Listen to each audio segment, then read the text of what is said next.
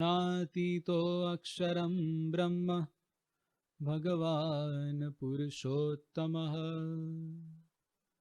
जनो जानन्निदं सत्यं मुच्यते भवबन्धना मुच्यते भवबन्धना। श्री स्वामीनारायण भगवानेर जय। অক্ষর পুরুষোত্তম মহারাজের জয়। গুণাতীতানন্দ স্বামী মহারাজের জয়। রাধা কৃষ্ণ দেবের জয়। সিয়াবর রামচন্দ্র ভগবানের জয়। উমাপতি মহাদেবের জয়। প্রমুখ স্বামী মহারাজের জয়। মহন্ত স্বামী মহারাজের জয়।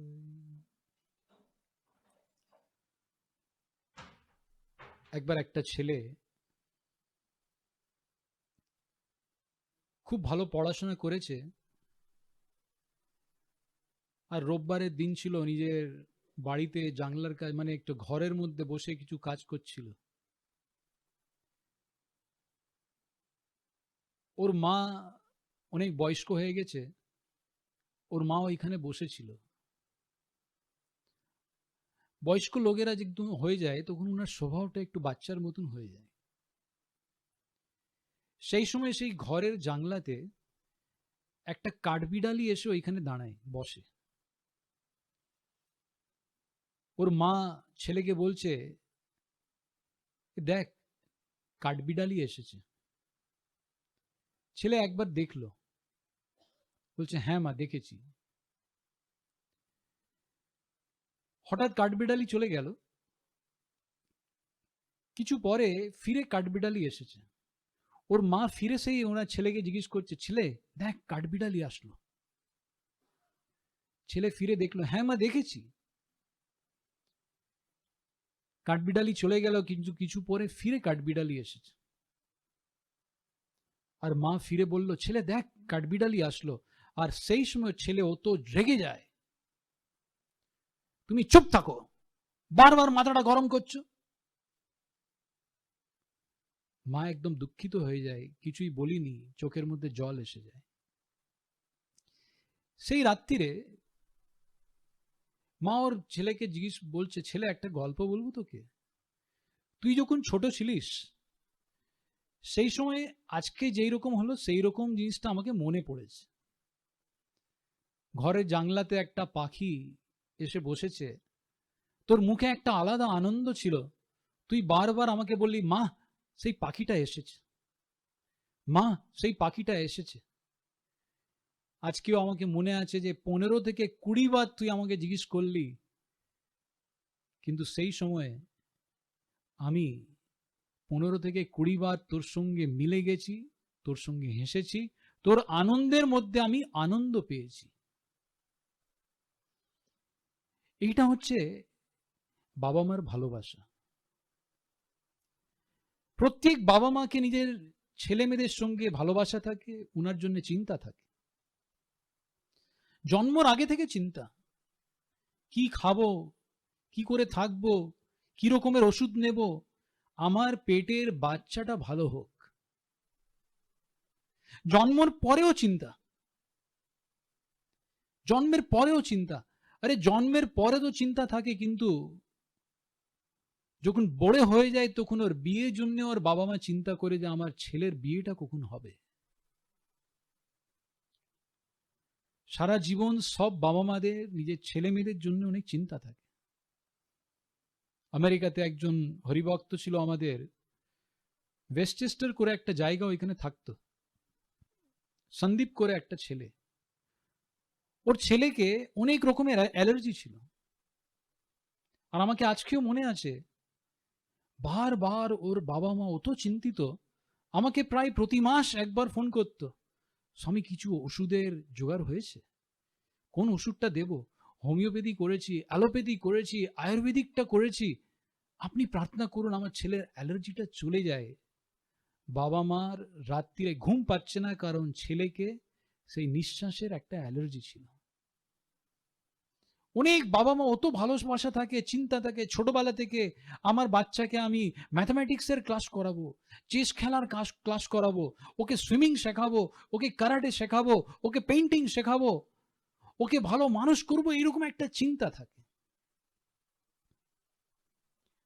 কিন্তু সেই ভালোবাসা ব্যক্ত করার সব বাবা মাদের আলাদা আলাদা পদ্ধতি থাকে। আজকে আমরা সেই পদ্ধতির ব্যাপারে একটু আলোচনা করব, একটু দেখব যে কি পদ্ধতি আমাদের আছে। আগে এটাও বুঝতে হবে যে সব বাবা মাদের পদ্ধতিটা আলাদা, কারণ সব বাবা মা তো এক রকমের বড় হয়নি, অনেক রকমের সিচুয়েশনের মধ্যে, পরিস্থিতির মধ্যে বাবা মা বড় হয়েছে। অনেক বাবা মা থাকে খুব গরিব পরিস্থিতিতে বড় হয়েছে, অনেক বাবা মা অনেক ধনিক পরিস্থিতিতে বড় হয়েছে, অনেকজন সাত্বিক বাতাবরণের মধ্যে বড় হয়েছে, অনেকজন রাজসিক বাতাবরণের মধ্যে বড় হয়েছে, তামসী বাতাবরণের মধ্যে তৈরি হয়েছে, অমুকজন অমুক একদম বিভৎস ক্লিষ্ট কলুষিত বাতাবরণের মধ্যে বড় হয়েছে। আর কোনো বাবা মা একদম আইসোলেটেড, পুরো সমাজ থেকে আলাদা রকম জায়গাতে বড় হয়েছে, এরকম বিভিন্ন বাবা মা থাকে। অনেক বাবা মা খুব সুশিক্ষিত বাড়িতে বড় হয়েছে, যেই রকম সিচুয়েশন পেয়েছে, যেই রকম পরিস্থিতির মধ্যে ওরা বড় হয়েছে, বিভিন্ন দেশের মধ্যে, বিভিন্ন কাল সময়ের মধ্যে, বিভিন্ন ক্রিয়া করতে করতে, বিভিন্ন লোকেদের যোগাযোগ, বিভিন্ন পূর্ব সংস্কার থেকে এসেছে বাবা মা। তাই জন্য সব বাবা মার মানসিক পরিস্থিতিটা আলাদা থাকে। যেই রকম মানসিক পরিস্থিতি থাকে সেই রকমই বাবা মা নিজের ছেলে মেয়েদের সঙ্গে ব্যবহার রাখে। আর সেই বিভিন্ন ব্যবহার রাখার রীত ওকে আমরা বাবা মার প্যারেন্টিং স্টাইল থেকে জানবো। বিভিন্ন রকমের প্যারেন্টিং স্টাইল, আর যে রকমের প্যারেন্টিং স্টাইল থাকবে, যে রকমের পদ্ধতি থেকে যদি আমরা বাবা মাকে বড় করি, সেই রকমই বাচ্চারা বড় হয়ে দাঁড়াবে। একটা কম্পারেটিভ একটা গল্প বলবো। কিছু বছর আগে চম্বলের একটা ডাকু ধরা পড়েছিল, অনেক বছর আগে, 25-30 বছর আগে। 114 খুন করেছিল, ওকে ফাঁসি হয়েছে। কিন্তু ওকে জিজ্ঞেস করলো যে তুমি কেন এরকম ডাকাত হলে? ও বলছে আমি যখন ছোট ছিলাম বাড়িতে অনেক ছোট ছোট পিঁপড়েকে মারতাম, আমার মা খুব হাসতো, কিছুই বলতো না। একবার আমি একটা খরগোশকে মেরে ফেলেছি, মা কিছুই বলিনি। আমি একটা কুকুরকে মেরে ফেললাম, মা কিছুই বলিনি, বাবা কিছুই বলিনি। আর সেই মারতে মারতে আমি ডাকাত হয়ে গেলাম, তারপরে ওরা কিছু বলতে শুরু করেছে, তারপরে আমি আর এটা ছাড়তে পারিনি। আর এইদিকে গান্ধীজি নিজের জীবনের একটা গল্প বলছে যে ছোট ছিলেন তখন সিগারেট খাওয়ার একটা অভ্যেস হয়ে গেছে। এবারে টাকা কোথায় থেকে পাবো, বাবা মা তো টাকা দিচ্ছে না, সিগারেট খাওয়ার জন্য তো টাকা দেবে না। তো একদিন বাবার পকেটটা চুরি করেছে, টাকা চুরি করলো, এরকম একটা অভ্যেস হয়ে গেল। একবার তো টাকা অত দরকার পড়লো, নিজের মায়ের সোনার বালাটা চুরি করে বিক্রি করে দিয়েছে। কিন্তু বাড়িতে ওদের বাবা মা রোজ ঠাকুরের পুজো করত, ঠাকুরের গান করত, ভালো গল্পগুলো বলতো। সেই গান্ধীজিকে একদিন খুব দুঃখ হয়েছে মনের মধ্যে যে আমি মার বালাটা চুরি করলাম, এটা ঠিক করিনি। একটা চিঠির মধ্যে সবকিছু লিখে নিজের বাবা মার কাছে গিয়ে কেঁদে ফেলেছে। ওদের বাবা মা ওর মাথার উপরে হাত রেখে ভালোবাসা করলো। গান্ধীজি বলছে সেই দিন থেকে কোনোদিন জীবনের মধ্যে আমি মিথ্যে কথা বলিনি, সেই দিন থেকে কোনোদিন আমি চুরি করিনি। এক জায়গাতে চম্বলের ডাকু আছে, ওর বাবা মা ওকে একটা ডাকাত করে ফেলেছে। আর এক জায়গাতে একজন বাবা মা একটা রাষ্ট্রপিতা আমাদের দিয়েছে ভারতের, বহু বহু লোকেরা জিনার মধ্যে থেকে প্রেরণা পাচ্ছে, এরকম গান্ধীজি আমাদের দিলেন, কারণ ওর বাবা মার অ্যাপ্রোচটা ভালো ছিল। তাহলে খুব জাগ্রত হয়ে যাবেন। যত বাবা মারা আজকে এটা প্রবচন শুনছেন, অনেকবার আমরা নিজের দোষটা দেখি না, কিন্তু নিজের পদ্ধতিটা যদি ঠিক না হলে আপনি ভাববেন যে আমার ছেলেটাকে আমরা ভালো মানুষ করব, কিন্তু মানুষ নাও হতে পারে। আগে থেকে জাগ্রত হয়ে যাবেন। এই বড় জাহাজ যখন সমুদ্রের মধ্যে যায়, সেই সময় সেই কম্পাস থাকে ওকে ডিরেকশন দেওয়ার জন্য। শুরুয়াতে যদি 1 ডিগ্রিও যদি কিছু গন্ডগোল হয়ে যায়, যাবে আফ্রিকাতে, পৌঁছে যাবে আমেরিকা, এরকমও পরিস্থিতি হতে পারে। তাহলে যত বাবা মা আছে নিজের পদ্ধতিটা ভালোভাবে জানবেন, আর সেটা চেঞ্জ করার জন্য আমরা কোথায় দাঁড়িয়ে আছি সেটা নিজে ভাববেন। আমেরিকাতে একজন সাইকোলজিস্ট ছিল, আর অনেক সায়েন্টিস্টরা মিলে একটা অর্গানাইজেশন ছিল, ওর মধ্যে রিসার্চ করেছে 10 রকমের বাবা মা থাকে, 10 রকমের বাবা মার মানসিকতা থাকে। আমি একসঙ্গে 10টা আগে পড়ে যাচ্ছি। প্রথম হচ্ছে অথরিটেটিভ, মানে কর্তৃত্বপূর্ণ। তারপরে হচ্ছে authoritarian, স্বেচ্ছাচারী। Permissive, অনুমতিমূলক। Neglectful, অবহেলাপূর্ণ। Over protective, অত্যধিক সুরক্ষামূলক। নার্সিসিস্ট, আত্মরতিমূলক। পোলারাইজড, সমবর্তিত। ডিপেন্ডেন্ট, পরাধীন। আইসোলেটেড, ভিন্নতা সভর। আর টক্সিক, মানে বিষাক্ত। এই বিভিন্ন রকমের বাবা মার একটা প্যারেন্টিং স্টাইল থাকে। এই সব স্টাইল শেখাবার জন্য বা শেখাবার জন্য না, কিন্তু নিজের কি স্টাইল হচ্ছে সেটা জানাবার জন্য, ওর মধ্যে কি দোষ আছে সেটা দেখাবার জন্য আমেরিকাতে, ইউরোপের মধ্যে বড় বড় সেমিনার হয়, প্যারেন্টিং সেমিনার। সব বাবা মাদের স্পেশাল ক্লাস হয়, ওদের সঙ্গে যোগাযোগ করে ওকে পার্সোনাল গাইডেন্সটা দেওয়া হয়। আমাকে আজকেও মনে আছে, যখন আমেরিকাতে আমি থাকতাম, সেই সময় একটা বাচ্চা বাড়িতে, 4 বছরের বাচ্চা, বাড়িতে খেলাধুলা করতে পড়ে গেছে, মাথা ফেটে গেছে। মা বাড়িতে ছিল, বাবা কাজে ছিল, শিগগিরই হাসপাতালে নিয়ে গেছে। হাসপাতালে গেল, বাবা ওই বাচ্চাটাকে চেক করলো, সবকিছু হয়ে গেছে, বাচ্চাটার সব ভালো হয়ে গেল, অপারেশন হয়ে গেল। কিন্তু ওইখানে নিয়ম থাকে, পুলিশকে ফোন করে দিয়েছে। পুলিশ 2-3 খুব বড় ডাক্তারকে নিয়ে এসেছে, কাউন্সিলরসকে নিয়ে এসেছে কথা বলার জন্য। বাবা মার সঙ্গে বসেছে, লেগেছে ওই ব্যাপারে, ডাক্তারের সঙ্গে কথা হয়ে গেছে, কিন্তু ছেলেটা পড়লো কেন পড়লো? আপনি ওইখানে ছিলেন না, মানে আপনি অন্য কিছু কাজ করছিলেন, তাই জন্য আপনি আপনার ছেলেকে গুরুত্বটা দিতে পারেননি। আপনাকে বিশ্বাস হবে না, 6 মাসের জন্য বাচ্চাকে ধরে নিয়ে গেছে। বাচ্চাকে খুব ভালো শিক্ষিত স্কুলের মধ্যে ওরা বড় করেছে। 6 মাস পর্যন্ত বাবা মাকে অফিস থেকে রোজ যেতে হয়েছে, বাচ্চাকে দেখা করার জন্য নেই, ক্লাস নেবার জন্য যে ভালো বাবা মা কি করে হওয়া উচিত। এইবারে যতই চেষ্টা করুক মোদিজি বা দিদিজি, যতই চেষ্টা করুক, ভারতে এরকম পরিস্থিতি নিয়ে আসা অনেক কঠিন। এত বড় দেশ, কিন্তু সব বাবা মাদের নিজেকে জাগ্রত হতে হবে। এই বিভিন্ন স্টাইলের ব্যাপারে আমরা একটু আজকে জানার চেষ্টাটা করব, কিন্তু এই সব জিনিসটা নিয়ে একটু ভারতের পরিস্থিতি, আমাদের পশ্চিমবঙ্গের পরিস্থিতি, ওইসব নিয়ে আমি এই 10 রকমের পরিস্থিতিতে বেশিরভাগ আমাদের 5টে রকমের প্যারেন্টিং স্টাইলের মধ্যে সবকিছু এসে যাচ্ছে, সেইটা নিয়ে আজকে আমরা ভাববো। প্রথম নম্বরে আছে নার্সিসিস্ট, আত্মরতিমূলক। এই রকমের বাবা মার মানসিকতা কিরকম থাকে?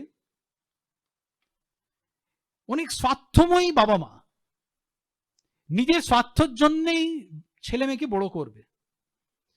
ছেলে মেয়েদের পড়াশোনা করাবো, ভালো চাকরি পাবে, কেন চাকরি পেলে ভালো টাকা পাবে, আমাকে ভালো করে রাখবে। খুব ভালো একটা রিচ ফ্যামিলির কোনো মেয়ের সঙ্গে আমার ছেলের বিয়ে দেবো। অনেক বাবা মার এইরকম থাকে, ছেলেটা ঠিক নেই, কিন্তু ওর ছেলেকে বলবে, দেখ ওই মেয়ের সঙ্গে একটু চিঠি লেখ, ওই মেয়ের সঙ্গে একটু যোগাযোগ রাখ, ওর বড় ঘরের মেয়ে আছে, দেখতে সুন্দর নেই, তবে ও খুব টাকা আছে, ওর সঙ্গে তুই বিয়ে কর।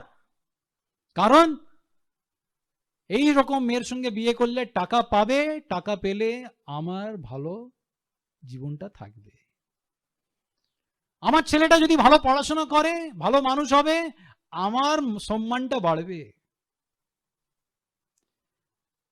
নার্সিসিস্ট প্যারেন্টের মানে আত্মরতিমূলকের প্যারেন্টসের একটা মানসিকতা থাকে, যে কিছু করবে নিজের জন্য, বাচ্চাকে বড় করছে সেটাও নিজের জন্য, নিজের আনন্দের জন্য, নিজের উন্নতির জন্য, ঠিক আছে। কিন্তু এইরকম বাবা মা যদি বাচ্চার শরীরটা কিছু খারাপ হয়ে যায়, ভালোবাসাটা কমে যায়। কারণ এইবারে জানে যে এরকম বিকলাং বাচ্চা হয়ে গেছে, শরীরটা ঠিক নেই, ও কি করবে, ও কিছু না করলে আমি কি পাবো। ভারতের মধ্যে এরকম অনেক অনাথ আশ্রম আছে, যদি ছেলের পা ভেঙে যায় বা ছেলের হাত কেটে যায় বা ছেলে অন্ধ হয়ে যায়, বাবা মা সেই ছেলেকে, মেয়েকে অনাথ আশ্রমের মধ্যে ফেলে চলে আসে, কারণ এই ছেলে মেয়ে থেকে আমি আর কিছু পাবো না। আমাদের ভারতের পরিস্থিতিটা কি, ফ্যামিলির মধ্যে যদি দুটো বাচ্চা আছে, একটা খুব বুদ্ধিশালী আছে কিন্তু একটা ছেলে ভালো পড়াশোনা করছে না, বাবা মার ওর সঙ্গে ভালোবাসা থাকবে না, কারণ যে ছেলেটা ভালো পড়াশোনা করছে ওইটা থেকেই আমি কিছু পাবো। আর এইরকম যদি বাচ্চা এই পরিস্থিতিতে যদি বড় হয়, স্বার্থময়ী বাতাবরণের মধ্যে যদি বড় হয়, সেই বাচ্চাটা কিরকম মানসিকতা থাকবে, সেও কোনোদিন কাউকে ভালোবাসা দেবে না, সব জিনিসের মধ্যে নিজের স্বার্থটা দেখবে। এইরকম বাচ্চাদের কোনো রাষ্ট্রপ্রেম থাকে না, দেশপ্রেম থাকে না, নিজের বাবা মার সঙ্গেও ভালোবাসা থাকে না। অনেকজন দেশকে বিক্রি করে দেয়, এই ম্যাচ ফিক্সিং এ কি হয়, দেশকে বিক্রি করে দেয়। অনেক ছেলেরা নিজের স্বার্থের জন্য মিলিটারির মধ্যেও থাকে, তবেও নিজের দেশের ইন্টেলিজেন্স, ইম্পর্টেন্ট ইনফরমেশন বিক্রি করে দেয়। এই জিনিসটা ছোটবেলা থেকে বাবা মা জীবন থেকে শিখেছে যে এই জগৎই পুরো স্বার্থময়, কারণ আমার বাবা মাও স্বার্থময়, যেখান থেকে আমি নিজের স্বার্থটা পাবো ওইখানেই কাজ করব। ডক্টরসরা কি করে, কত ডক্টর দেখেছি কত চিটিং করে। আরে অনেক ডক্টর তো এরকম ধরা পড়ে যে ছোট বাচ্চাদের শরীর থেকে সেই কিডনিটা বার করে নেয়, স্বার্থময়। এইরকম বাতাবরণের মধ্যে যখন বড় হবে, বাচ্চারাও এইরকমই হবে। আমাদের মন্দিরের গ্রামের ওইখানে একটা ঘর আছে, বাড়ি মানে গ্রামে একটা একজনের বাড়ি, কিছু বছর আগে, প্রায় 20 বছর আগে, একটা ছেলে দুটো মেয়ে, মেয়ের বয়স ছিল মানে ইয়াংগেস্ট মেয়ের বয়স ছিল 6 মাসের, হঠাৎ কিছু হলো, ওর মা মারা গেছে। আপনাকে বিশ্বাস হবে না, ওর বাবা দুটো মেয়ে আর ছেলেকে ছেড়ে পালিয়ে গেছে ওইখান থেকে গঙ্গাসাগর, আর আজকে ওইখানে মাছের ব্যবসা করছে, বিয়ে করে নিয়েছে, কোনোদিন নিজের ছেলে মেয়ের ব্যাপারে ভাবিনি। এইরকম যদি স্বার্থময় বাবা মা থাকে, তাহলে বাচ্চারাও বড় হয়ে এইটাই করবে। ইউএস এর মধ্যে একটা অনুভব আমি করেছিলাম, এখানে অনেক গল্পগুলো আছে। একটা খুব বড় ঘর, আর বড় ঘরের মধ্যে একটা অ্যাটিক থাকে, অ্যাটিক মানে একটা ছোট ঘর, মানে সব থেকে ওপরে একটা ছোট ঘর থাকে ছাদের কাছে। সেই ঘরের মধ্যে 2 তলার বাড়ি, মানে মানে মানে প্রাসাদের মতন বাড়ি, বাবা মাকে সেই ঘরের মধ্যে রেখে দিয়েছে। বয়স্ক হয়ে গেছে, নিচে নামতে পারবে না, একটা ঘন্টা দিয়ে দিয়েছে, যখন খাওয়ার ইচ্ছে থাকবে, জল খাওয়ার ইচ্ছে থাকে, ঘন্টা বাজাবে, উপরে চাকর এসে খাওয়াটা দিয়ে যাবে, সপ্তাহে একবার ছেলে মেয়েরা এসে দেখা করে যাবে, মানে মেয়ে তো বিয়ে হয়ে গেছে, ছেলে দেখা করে যাবে। পরিস্থিতিটা দেখুন, অ্যাটিকের বাইরে নিজের বাবা মা বেরোতে পারছে না। এই পরিস্থিতির মধ্যে ওর বাবা মা মারা গেছে। একটা নাতি ছিল, 5 বছরের নাতি, মারা গেছে। দুইজনের ডেড বডিটা অপর থেকে নিচে নামালো, আর সব অন্তিম সব সংস্কার সব হয়ে গেছে। বাড়িটা যখন সাফ করছিল, ভেতর থেকে একটা ঘন্টা বেরোলো, সেই ছেলেটা ঘন্টা নিয়ে ঘুরে বেড়াচ্ছে, 6 বছরের ছেলে। ওর বাবা বললো, ঘন্টা নিয়ে কেন ঘুরে বেড়াচ্ছিস? বলছে, আপনি বড় হবেন তখন আপনাকেও তো এই ঘন্টাটা দিতে হবে। দেখুন, যেই পরিস্থিতির মধ্যে আপনারা ছেলে মেয়েকে বড় করবেন, একটা স্বার্থময় পরিস্থিতির মধ্যে যদি বড় হয়, আপনার সঙ্গেও আপনার ছেলেমেয়েরা এইরকমই করবে, দেশের সঙ্গে এইরকম করবে, সমাজের সঙ্গে এইরকম করবে। তাহলে বাবা মার একটা খুব বড় দায়িত্ব বেড়ে যাচ্ছে, নে এইরকম একটা বাতাবরণ করে যার মধ্যে কোনো স্বার্থ থাকবে না, একটা নিঃস্বার্থ ভাবে আমরা ছেলে মেয়েদের বড় করতে পারি, একটা ভালো সিটিজেন তৈরি করতে পারি। তাহলে এটা হচ্ছে আমাদের প্রথম নম্বরের প্যারেন্টিং স্টাইল, নার্সিসিস্ট। তারপরে হচ্ছে নেগলেক্টফুল প্যারেন্টিং, অবহেলাপূর্ণ, অবহেলাপূর্ণ, নেগলেক্ট, অবহেলনা করে, সময় নেই, দুটোই বাবা মা কাজ করছে, আর কাজ করছে তাই জন্যে কোনো রকমের সময় দিতে পারছে না, বা হাজব্যান্ড ওয়াইফকে ভালোবাসা নেই, ডিভোর্স হয়ে গেছে, একটা ছেলে ওইখানে থাকছে, কিছুদিন মায়ের কাছে, কিছুদিন বাবার কাছে, বাচ্চার কি ফিলিং সেইটা বাবা মা দেখছে না, কারণ একা থাকছে, মাকেও কাজ করতে হচ্ছে, বাবাকেও কাজ করতে হচ্ছে, বাচ্চার ওপরে কোনো ধ্যান দিতে পারছে না, বাচ্চাকে নেগলেক্ট করা হচ্ছে। বাচ্চাকে কি ভালো লাগে, বাচ্চাকে কি ভালো লাগে না, ওর মানসিকতা কি, বাচ্চা যদি কিছু ভালো কাজ করে থাকে ওকে অ্যাপ্রিসিয়েট করারও সময় দেয় না, ও কিছু বলছে ওইটা ভালোভাবে শুনতেও পাচ্ছে না, কারণ সময় নেই, ওর সঙ্গে খেলাধুলো করতে পারছে না, কারণ সময় নেই। বাবা সকাল থেকে কাজ থেকে আসছে, খুব ঘাম হয়েছে, ক্লান্ত হয়ে গেছে, ঘুমিয়ে যাচ্ছে, সময় দিচ্ছে না। মাও কাজ করছে, পার্ট টাইম কাজ করছে, ফুল টাইম কাজ করছে, সময় দিতে পারছে না। গ্রামে গ্রামে ওই পরিস্থিতি বাড়ছে। মন্দিরের গ্রামে আমাদের বাগির ভাষার মধ্যে প্রায় 70% মানে 70% মহিলারা কোনো না কোনো ফ্যাক্টরির মধ্যে কাজ করছে, ফিরে বাড়িতে আসতে হবে, ঘরে রান্না করতে হবে, ছেলে মেয়েদের সময় দিতে পারছে না। আর যদি সময় পেয়েও যায়, তাহলে সেই সময় স্টার জলসা জি বাংলা খেয়ে নিচ্ছে। যাদের মা কাজ করে না, ওদের সময়ও এই স্টার জলসা, জি বাংলা, বিভিন্ন রকমের টেলিভিশন সিনেমার মধ্যে চলে যাচ্ছে। আর লাইফস্টাইলটাই এইরকম যে সবকিছুই লাগবে, তাই জন্য টাকাও লাগবে, তাই জন্য কাজও করতে হবে।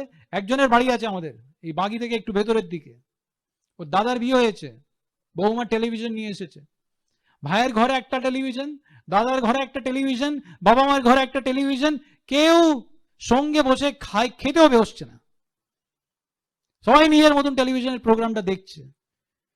কিন্তু আপনার নাতি নাতনিও সেটা দেখছে যে আমরা কি পরিস্থিতির মধ্যে বড় হচ্ছি। তাহলে এইরকম পরিস্থিতির মধ্যে যদি বড় হয়, তাহলে কি হবে জানেন? তাহলে এরকম পরিস্থিতির মধ্যে বড় হলে বাচ্চারা একটা বিচিত্র বাচ্চারা তৈরি হবে। সেই গল্পগুলো বলবো, কিন্তু মার দায়িত্ব বাবা মা থেকে সব থেকে বেশি। 1000 বাবা যত নিজের বাচ্চাদের সংস্কার দিতে পারে, ওর থেকে বেশি একটা মা দিতে পারে, সে আমাদের শাস্ত্র বলেছে। আজকে পরিস্থিতি এসেছে, মাকে কাজ করতে হবে, এরকম পরিস্থিতি থাকে, আমরাও বুঝতে পারছি, কিন্তু আমাদের গুরুজির এইরকম ইচ্ছে থাকে না অনেকবার। আমাকে আজকেও মনে আছে, একটা হিউস্টন, একটা আমেরিকাতে একটা জায়গা ছিল, একটা ছেলে মেয়ের বিয়ে হয়েছে, বাচ্চা হয়েছে, ছেলেটার চাকরির মানে মাইনা ছিল $20,000 পার ইয়ার, আর ওর বউ কামাই করতো, সে $19,000 কামাই করতো, মানে খুব কম থাকে এটা, মানে $40,000 মধ্যে পুরো ঘরটা চালাবে পুরো বছরের জন্য, মানে খুব কঠিন। এই পরিস্থিতির মধ্যে ওকে বাচ্চা হয়েছে, আর প্রমুখ স্বামী মহারাজকে ফোন করলো, জিজ্ঞেস করলো যে এই পরিস্থিতি আছে, কি করব। প্রমুখ স্বামী মহারাজ, আমাদের গুরুজি বলেছে তোর বউকে বলবি নিজের কাজটা ছেড়ে দিতে, আর 3 বছর পর্যন্ত বাচ্চার সংস্কারের উপরে ধ্যান দেবে। মাকে বেশি সময় দিতে হয় বাচ্চাদের বড় করার জন্য। এইরকম অনেক গল্প আছে।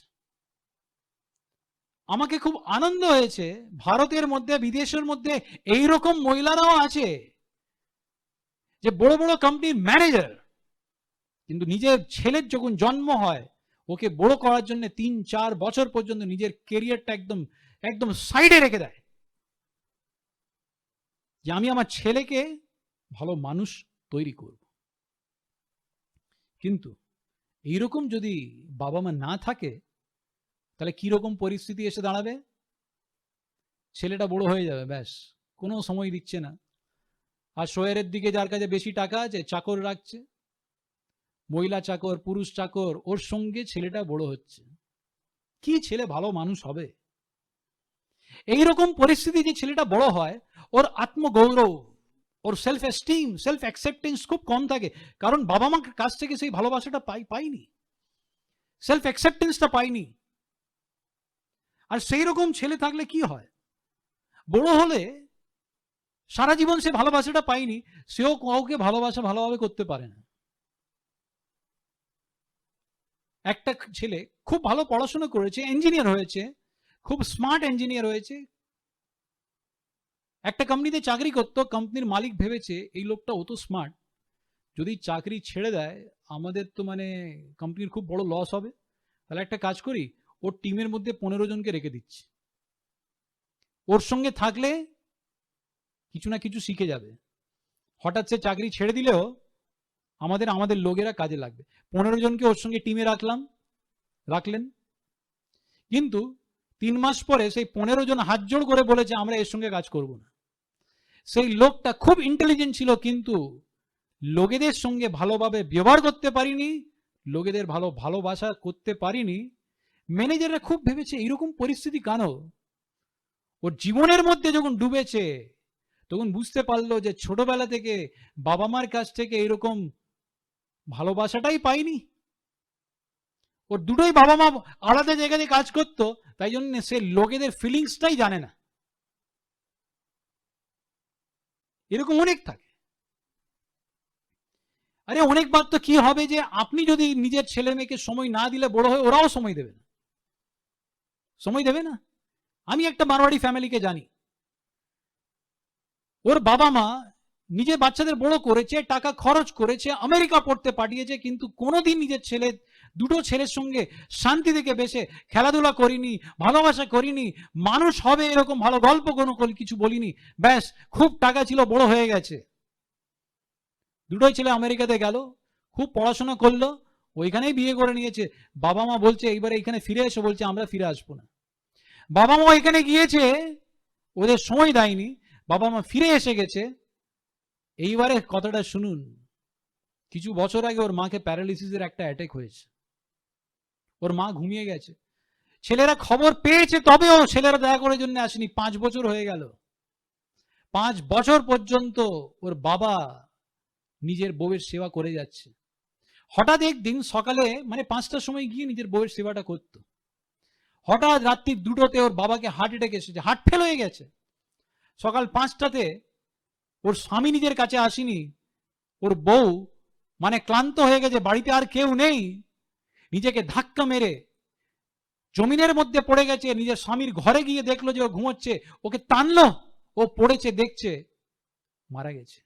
খুব ক্লান্ত হয়ে গেছে, দরজাটা ঠকেছে, লোকেরা এসেছে, বার করেছে, কিন্তু সব থেকে বড় দুঃখ ওদের ছেলেরা যখন এই খবর পেয়েছে, তবেও আজকে 10 বছর হয়ে গেছে ওর মার দেখা করতে আসেনি, ফিউনারেলের মধ্যেও আসেনি, কারণ ছোটবেলা থেকে বাবা মা ওদের সময় দেয়নি।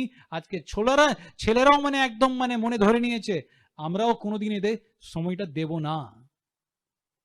তাহলে কি কাজ, এ তো সব টাকা নিয়ে কি হবে?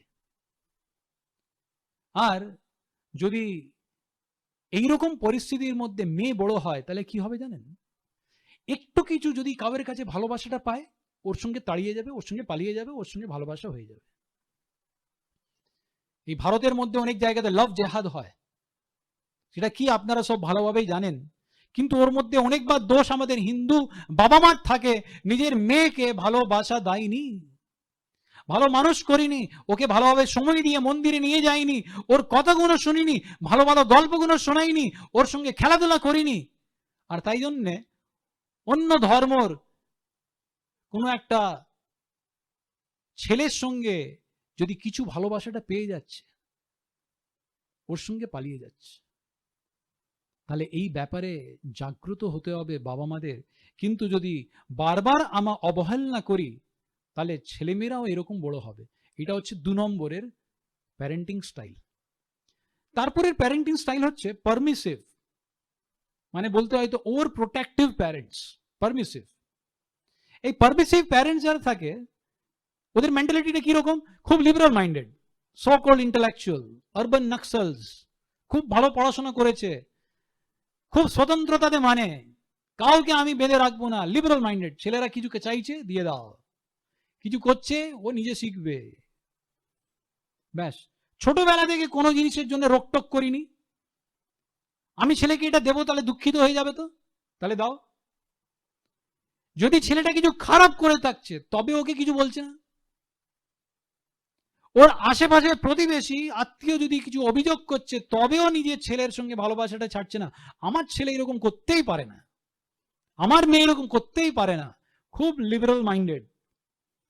এরকমের পরিস্থিতি হলে কি হয় জানেন, এই আমাদের একটা গ্রামে, এই কাছের গ্রামের মধ্যে এক খুব সুশিক্ষিত লোক, মা খুব সুশিক্ষিত কিন্তু লিবারাল মাইন্ডেড। ছোটবেলা থেকে ছেলে মেয়েদের সবকিছু দিয়েছে, আজকে ওর ছেলে আমি জানি গাঁজা খাচ্ছে, ভালো পড়াশোনা করেনি, স্কুল ছেড়ে দিয়েছে, আগে থেকেই লিবারাল মাইন্ডেড। কিন্তু সেইটা ঠিক আছে, লিবারাল মাইন্ডেডটা হলো, কিন্তু এইরকম পরিস্থিতির মধ্যে যদি ছেলেরা যদি বড় হয় তাহলে কি হবে জানেন, সমাজটা বাস্তবিক স্বরূপটা সমাজেরটা কি সেটা দেখবেন। বাস্তবিকতাটা এরকম নেই যে কিছু চাইবো তাহলে পেয়ে যাব, আমার যা লিবারাল থটস গুলো আছে সেটা আমি যেখান থেকে বলতে পারবো, বাস্তবিক এই পরিস্থিতিটা নেই। এইরকম প্যারেন্টসের, এইরকম বাবা মা ছেলে মেয়েরা যখন বড় হবে আর বাস্তবিক পরিস্থিতির মধ্যে যখন এসে দাঁড়াবে, আর যদি নিজের জিনিসটা যদি না পায় খারাপ স্টেপ নেবে। আমি এরকম জানি ছেলে মেয়েরা আত্মহত্যা করেছে। একটা ছেলে ছোটবেলা থেকে বাবা মা ওকে খুব ভালো সবকিছুই দিয়ে বড় বড় করেছে, আমি যা চাইবো তাই পেয়ে যাব। একটা মেয়ের সঙ্গে ভালোবাসা হয়েছে, মেয়ের বাবা বারণ করে দিয়েছে এই ছেলের সঙ্গে বিয়ে দিতে নেই, মেয়ে মেনে নিয়েছে নিজের বাবার কথাটা। ছেলেকে অত খারাপ লাগলো, মেয়ের বিয়ের দিনে মেয়ের বিয়ের বাড়িতে পৌঁছে যায় আর ছাদের ওপরে উঠে মেয়েকে ফোন করে যে তুই যদি ওর সঙ্গে বিয়ে করবি আমি এইখান থেকে লাফ দিয়ে আত্মহত্যা করে নেব। দেখুন এই পরিস্থিতিটা এসে দাঁড়িয়েছে। অনেকজন পরিস্থিতিটা নিজেকে যা জিনিস চাই সেটা না পেলে ও তো দুঃখিত হয়ে যায়, মার্ডারও করে দেয়। একটা খুব মানে famous book emotional intelligence by Daniel Goleman, সেই বইয়ের মধ্যে শুরুয়াতের মধ্যে একটা ছেলের গল্প লিখে জ্যাসন করে, ছোটবেলা থেকে অত বুদ্ধিশালী, সব স্কুলের মধ্যে এ লেভেলের রেকর্ড, কিন্তু ক্লাস 10 মধ্যে কলেজে যাওয়ার আগে কিছু সাবজেক্টের মধ্যে ডি পেয়েছে। আমি যা পাইবো সেটা পাবোই, আর না পেল ও নিজের টিচারকে চাকু মেরে দিয়েছে। টিচার বেঁচে গেছে, 2 বছরের জন্য ওকে জেল হয়েছে। এরকম অনেক গল্প আছে, আপনি নিউজ পেপার দেখবেন, এর কোনো মানে অনেক গল্প এরকম পাবেন। আর কি হয়, নিজে যা চাইছি সেটা পেয়েই যাচ্ছে, কিন্তু বাস্তবিক পরিস্থিতি কি বড় হলে নাও পেতে পারি। আরে নিজের শরীর বিক্রি করে দেয়। আমি এরকম গল্প, আমাকে বিচ্ছিরি গল্প বলতেও লজ্জা লাগে, এইরকম ফ্যামিলির কথাগুলো আমি জানি। ও ছেলেরা মেয়েরা টাকার জন্যে নিজের শরীর বিক্রি করে দেয়, ব্যভিচার করে। কারণটা কি, ছোটবেলা থেকে বাবা মা খুব লিবারাল মাইন্ডেড, যা পাবে তাই পাবে, তুমি যা করছো সব ঠিক। ভালোভাবে ডিসিপ্লিনটা বোঝাতেও পারিনি। নিজেও লিবারাল মাইন্ডেড, ছেলেরাও লিবারাল মাইন্ডেড।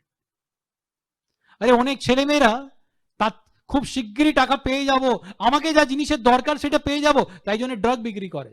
একটা ছেলেকে আমি জানি ভালো ফ্যামিলি থেকে, ড্রাগ বিক্রি করতে ধরা পড়েছে, কারণ একটা মেয়ের সঙ্গে ভালোবাসা ছিল, ভালো ভালো জিনিসগুলো কিনে দিতে হবে, বাবা মা আগে সবকিছু দিত, হঠাৎ বারণ করে দিয়েছে, চুরি করলো, ড্রাগ বিক্রি করলো, 9 মাসের জন্য জেল হয়েছে, নাম দিতে পারবো না।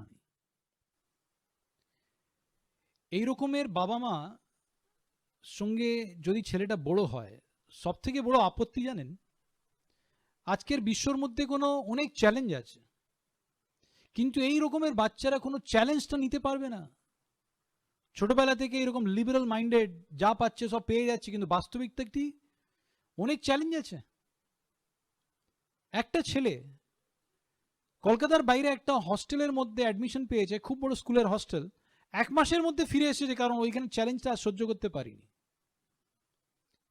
একটা ছেলে বিদেশের মধ্যে একটা কাজ পেয়েছে, ভিসা হয়ে গেছে, বম্বেতে পৌঁছে গেছে, বোম্বে থেকে ফিরে আসলো, বলছে আমি যেতে পারবো না, চ্যালেঞ্জ নিতে পারছে না। কারণ বাস্তবিক পরিস্থিতির মধ্যে অনেক রকমের চ্যালেঞ্জের মধ্যে থেকে ছেলেদের বড় হতে হবে। তাহলে বাবা মাদের একটু গরম হতে হবে, একটু শাস্তিও দিতে হবে। একটা খুব সুন্দর গল্পটা শুনলাম, এরকমের বাচ্চা, এরকমের বাবা মারা নিজের ছেলেকে নিয়ে একটা খেলনার দোকানে গিয়েছে, খুব বড় দোকান। ছেলে ওইখানে গিয়ে কান্নাকাটি করতে শুরু করলো, 6 বছরের ছেলে, যে আমাকে এটা গাড়ি লাগবে, গাড়ি লাগবে। মা বলছে যে এটা 1 মাস আগে তো কিনেছিলাম। বলছে না, এই গাড়িটা আমাকে লাগবেই। খুব জোর করে কান্নাকাটি করছে। বাবা বললো ঠিক আছে, কাঁদছে, দিয়ে দাও। বড় গাড়িটা ওকে কিনে দিয়েছে। এইবারে ছেলেটা গাড়ির মধ্যে বসে গেছে আর বলছে, কাঁদতে শুরু করলো। সবাই দেখছে, সেলসম্যান দেখছে। ওর মা জিজ্ঞেস করলো কি হলো? বলছে এই গাড়িতে বসে আমি এইবারে বাড়িতে যাব। এইবারে কি করে বোঝাবে? সেলসম্যান এইটা দেখছিল, বাবাকে এসে জিজ্ঞেস করলো কি হলো? বলছে এই ছেলেটা বলছে এই গাড়িতে বসেই বাড়ি যাব, কাঁদছে। সেলসম্যান বললো আমি কিছু বলবো? হ্যাঁ বলো। ছেলের কানের কাছে গিয়ে সেলসম্যান কিছু বললো, ছেলেটা গাড়ি থেকে উঠে নিজের মায়ের কোলে গিয়ে বসে গেছে। ও ছেলেটা গিয়ে তারপরে নিজের সেই সেলসম্যান, ওর বাবাটা সেলসম্যানকে জিজ্ঞেস করছে যে আপনি কি বললেন? বললেন কিছুই বলিনি, ওর মুখের কাছে গিয়ে বলেছি গাড়ি থেকে নেমে যা, নাহলে মুখ ফাটিয়ে দেবো। ছেলেটা ঘাবড়ে গেছে। কোনোদিন বাবা মারা নিজের ছেলেকে শাস্তি দেয়নি, কিছুই বলিনি। তাহলে আমি এটা বলছি না যে জোর করে বলতে হবে, কিন্তু ভালোবাসাটা এরকম করবেন যে জোর করে বললেও বাচ্চাটা আপনার শুনবে। এই রকমের স্টাইলটাও আছে, প্যারেন্টিং স্টাইল, সেটা আমরা লাস্টের দিকে দেখব। এবারে 4 নম্বরের প্যারেন্টিং স্টাইল হচ্ছে অথরিটেরিয়ান প্যারেন্টিং। এর মানেটা কি? বাবা মারা খুবই আগ্রহ ডিসিপ্লিনের জন্য, এই করতে হবে, এই রকমে করতে হবে, আমরা এরকম দিয়ে বড় হয়েছি, এরকম করেছিলাম, তোমাকে এরকম করতে হবে।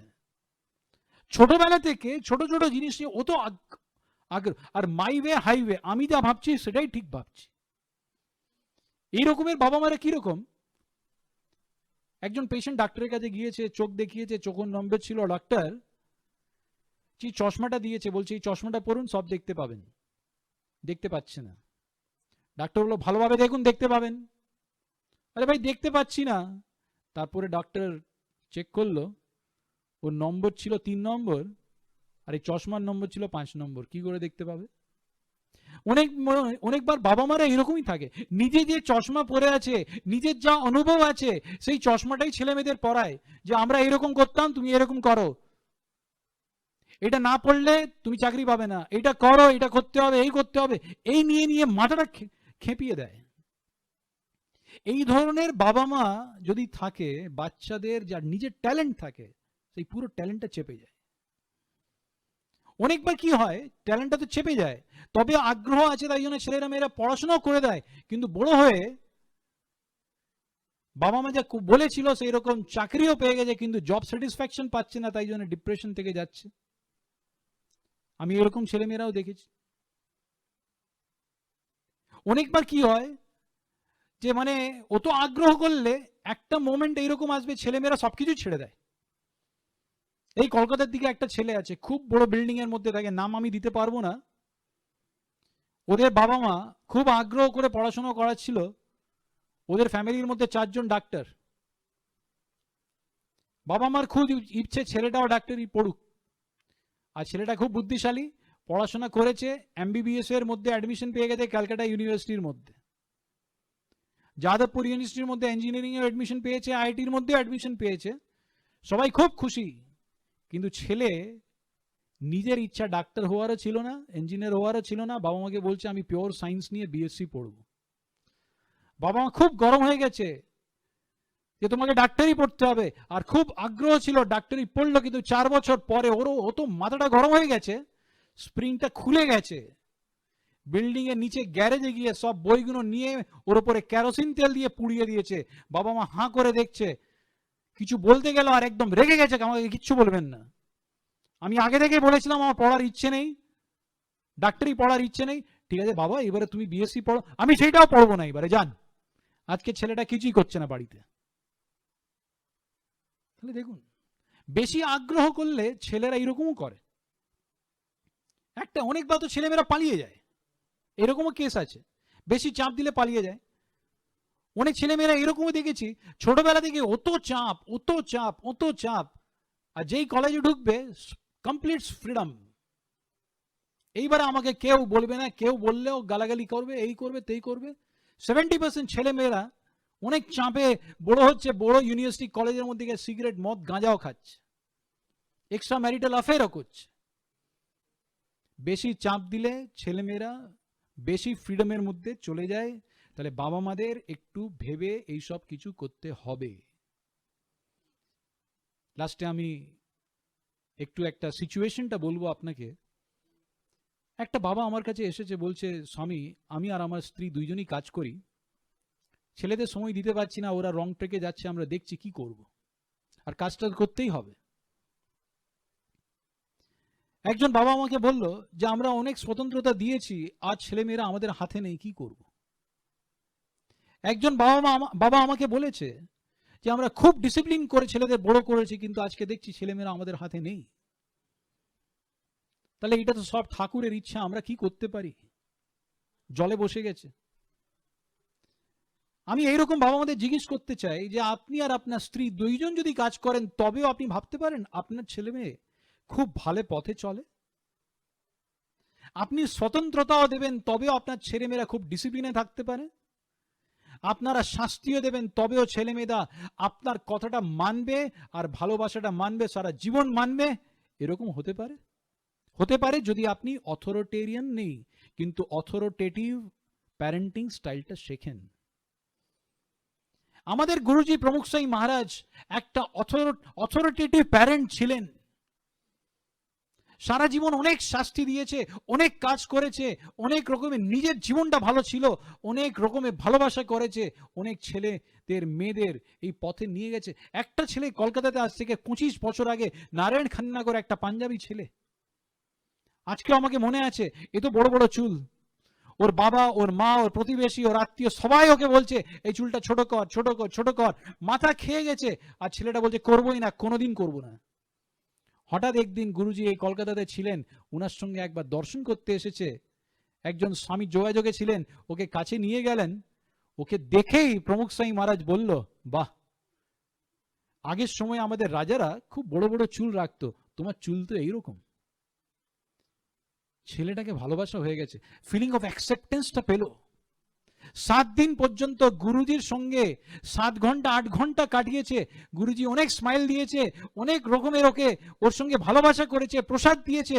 আর বেরোয়ার 7 দিন পরে, যেই দিন বেরোচ্ছিলেন, সেই দিন রাত্রিরে গুরুজি ওকে ডেকে বলছে, নারায়ণ, তোমার চুলটা খুব সুন্দর, কিন্তু আমি ভাবছিলাম চুলটা যদি একটু ছোট হয়ে যায়, তবেও তোর মুখটা খুব ভালো দেখাবে।